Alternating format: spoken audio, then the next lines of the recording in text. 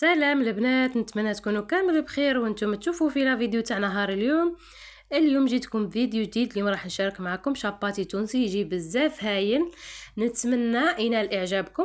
قبل ما نبداو لا فيديو ما تنساوش تصلوا وتسلموا على رسول الله. كما راكم تشوفوا هنا درت كاس نتاع الحليب، درت مغرفه كبيره نتاع الخميره، مغرفه كبيره نتاع السكر، درت 3 ملاعق نتاع الزيت، ودرت معاهم رشه نتاع الملح. حركت هكذا المكونات جيدا ونقعد نزيد في الفرينه حتى تتلملي العجينه، تكون عجينه طريه تتلصق شويه في اليد، ونخليوها تريح. انا بعد ما لميتها ندهن الوجه كامل بالزيت، نغطيها ونخليها حوالي ساعه، راه الجو بارد، نخليها ساعه يعني يتضاعف الحجم نتاعها، ومن بعد نبداو نخدمو.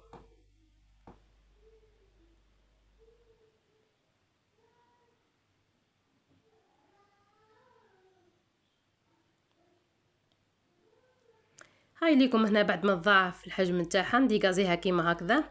نجيب هذا ورق الطهي نقسمها الى 3 كرات كيما هكذا، نخليهم يريحوا حوالي دقيقتين ونبدا نحل. بعد ما ريحوا دقيقتين بديت نحل فيهم كيما هكذا، ونخليهم يريحوا ربع ساعه. كي يريحوا ربع ساعه نسخن المقله على نار قليله ونبدا نطيب كيما راكم تشوفوا.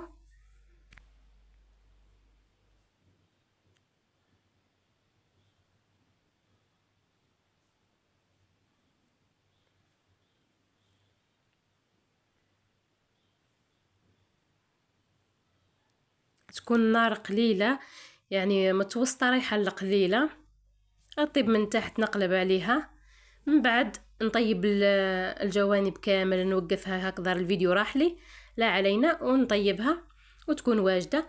هنا البنات راه مازال سخون، نخليه يبرد من بعد نفتحو معاكم. نتفتحوه شو هو سخون راح يتعجن معاكم.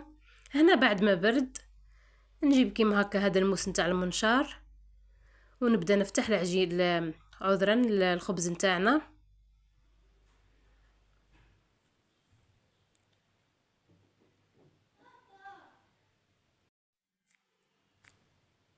نفتح الخبز كيما راكم تشوفوا البنات.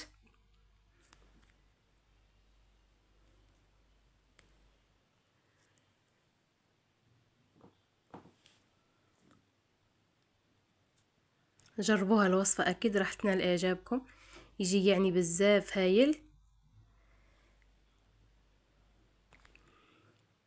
ودركا كي نقولوا شاباتي تونسي واش معناها نديروا حبه نتاع البيض. هما يديروا كل شاباتي وحده يديروا لها حبه نتاع البيض، يديروا شويه نتاع البصل، يديروا شويه نتاع الدبشه، ندير لها رشه نتاع فلفل كحل وشويه نتاع الملح. هذا مكان نديرها كي الاومليت.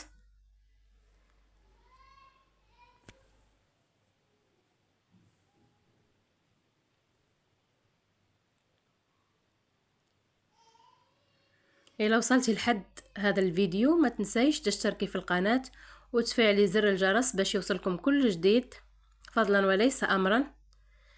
هنا البنات درت المقلة تسخن، درت عليها هذاك البيض، نطيبها من كلا الجهتين. وهذا مكان نكمل جميع الكمية. هنا نجيب هذاك الشاباتي واش ندير فيه، ندير الفرماج، ندير الهريسة. هما يديروا لحميص، انا الزوج ما يحبش الشاباتي بلحميص، يعني يقعد اختياري، يعني ديري واش تحبي. الفريت ثانيك ما يديروش، انا زدته كاضافه. يعني درت الفرماج، درت الهريسه. هما واش يديروا الفرماج، يديروا الهريسه، يديروا هذيك الاومليت، يديروا معها الطو، ويديروا الحميص. انا لا، راح ندير الفرماج، الهريسه، راح ندير هذيك الاومليت، ندير الطو، ندير الفريت، وندير معاهم شريحه نتاع الفرماج،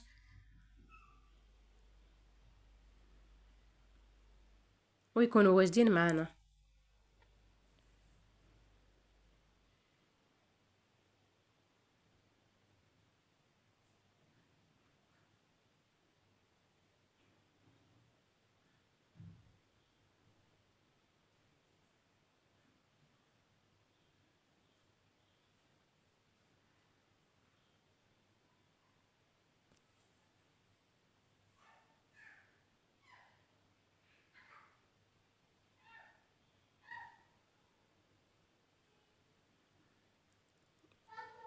وليدي راه داير حالة.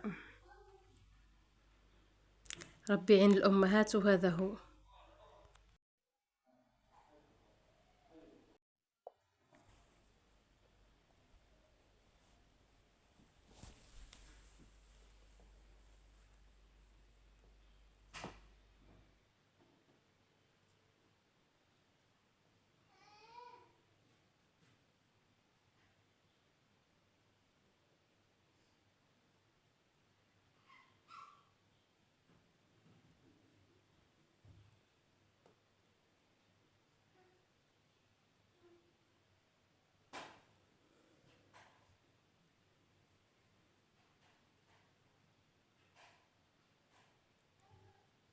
شوفوا البنات كيفاش جاية يعني روعة.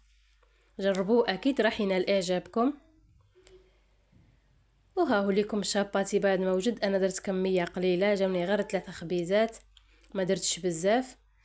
كل واحدة دير على حسب عدد افراد العائلة نتاعها. وهنا نكون وصلنا لنهاية الفيديو. ما تنساوش كما قلت تشتركوا في القناة وتفعلوا زر الجرس باش يوصلكم كل جديد. صحة صيامكم، اترككم في رعاية الله وحفظه. سلام.